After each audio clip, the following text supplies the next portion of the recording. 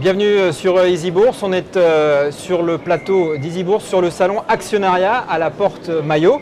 Un rendez-vous important entre les investisseurs et les entreprises sur le marché. Et on va discuter aujourd'hui avec Joseph Haddad. Vous êtes président, directeur général de NetGem. Bonjour, bonjour monsieur. NetGem, c'est, disons-le, le spécialiste des box. C'est ces box qui sont fournis, qui proposent donc le triple play, l'accès à la télévision, à la DSL, à l'internet, tout ça dans une seule box.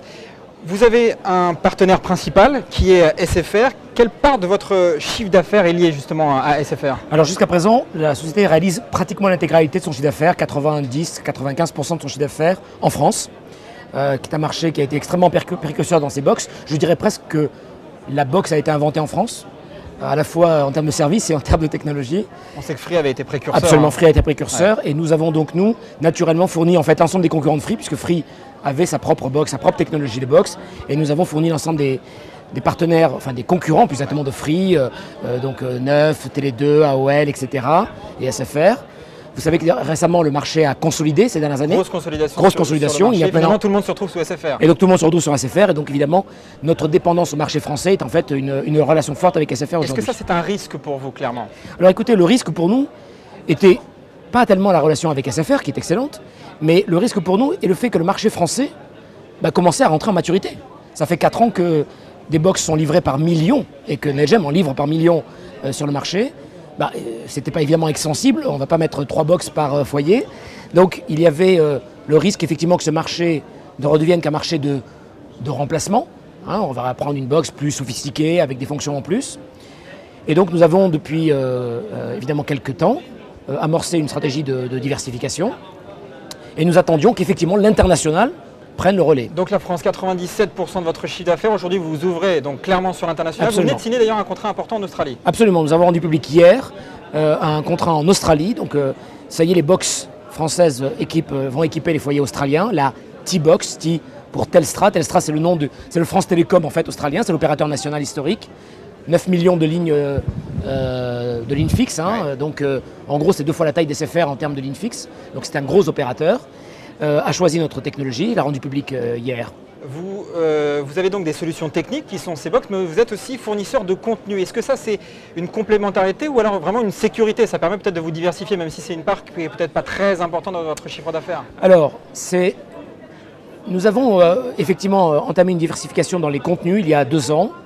Nous l'avions vu à l'époque comme la manière justement de nous diversifier par rapport à la situation de forte dépendance au marché français, et à un moment où l'international n'apparaissait pas clairement, disons-le, comme un relais de croissance crédible. On ne voyait pas de demande de box à l'international. Ouais.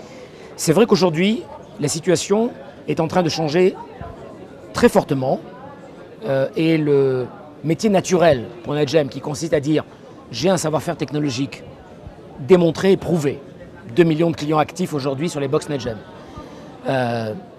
de le démontrer au moment où le monde entier est allé en Australie, c'est pas vraiment le client le plus proche qu'on pouvait trouver, vous imaginez bien. Donc si on peut chercher des clients à 20 000 km, on va pouvoir les trouver plus près.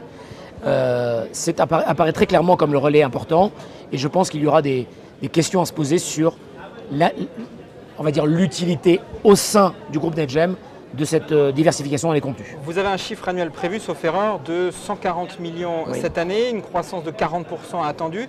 Finalement, vous passez un petit peu entre les gouttes de la crise? Absolument. En fait, et c'est quelque chose que la plupart des analystes ont pu remarquer, dans ces périodes de crise, les gens se sont en fait finalement ramenés sur le divertissement à domicile, ouais, la communication, qui sont finalement des besoins plus importants que certains nombres de besoins de sortir. Et dans ce cadre-là, évidemment, les box, c'est le divertissement au foyer. Alors justement, si on demandait aux gens ici à Actionnariat, il est possible que peut-être chaque personne ici a une box chez lui, que ce soit SFR, Orange ou encore Free. Quelle relation on peut tisser justement avec des actionnaires? Est-ce qu'on peut leur dire, voilà, c'est un produit, c'est palpable, vous l'avez chez vous, et croyez en nous parce que vous voyez, notre technologie, elle fonctionne et on va l'exporter? Je crois que c'est vraiment l'attrait de NetGem. Des investisseurs beaucoup plus sophistiqués que nous ont toujours dit qu'il fallait investir dans des choses qu'on comprend. L'intérêt de ce que nous faisons, c'est que ça se comprend. Si vous êtes abonné à SFR, vous avez chez vous une box NetGem. Il n'y a pas marqué NetGem parce que nous, on est le moteur, on est le logiciel à l'intérieur. Donc on est de l'inside, comme d'autres plus gros que nous l'ont dit. Mais effectivement, la réalité, c'est qu'ils peuvent voir qu'il s'agit de service innovant, utile à la vie de tous les jours, extrêmement attractif au niveau économique, et que donc ça va se répartir, ça va se répliquer dans le monde. La télé et le haut débit, ce n'est pas une spécialité française. La France a été précurseur, tant mieux.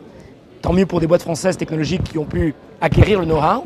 Et c'est d'autant plus facile pour nous d'aller à l'extérieur, non seulement en disant « Regardez, on a une jolie technologie », mais surtout « Regardez, on l'a fait pour 2 millions de clients ».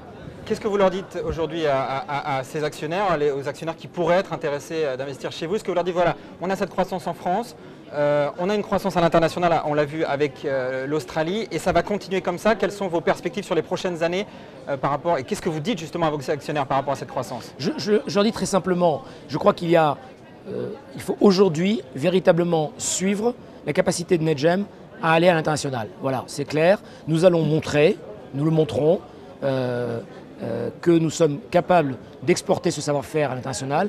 La France, c'est 1% du marché mondial de la télévision. 1%, voilà. Alors, je ne sais pas, dans les 99% restants, qu'est-ce que nous prendrons, mais en tous les cas, ce qui est clair, c'est que nous avons des atouts et nous allons les défendre. Une dernière question sur quelle est votre politique en termes de rémunération de vos actionnaires? Est-ce que vous avez une politique ambitieuse par rapport à ça? Alors oui, c'est tout à fait clair. La société a la particularité de générer beaucoup de cash. Nous avons une activité, puisque nos technologies sont aujourd'hui matures, puisqu'elles sont prouvées en France, déployées largement. Et notre schéma de développement, qui est plutôt un schéma de développement endogène, par croissance naturelle, nous consomme, en fait, est assez peu consommateur de cash.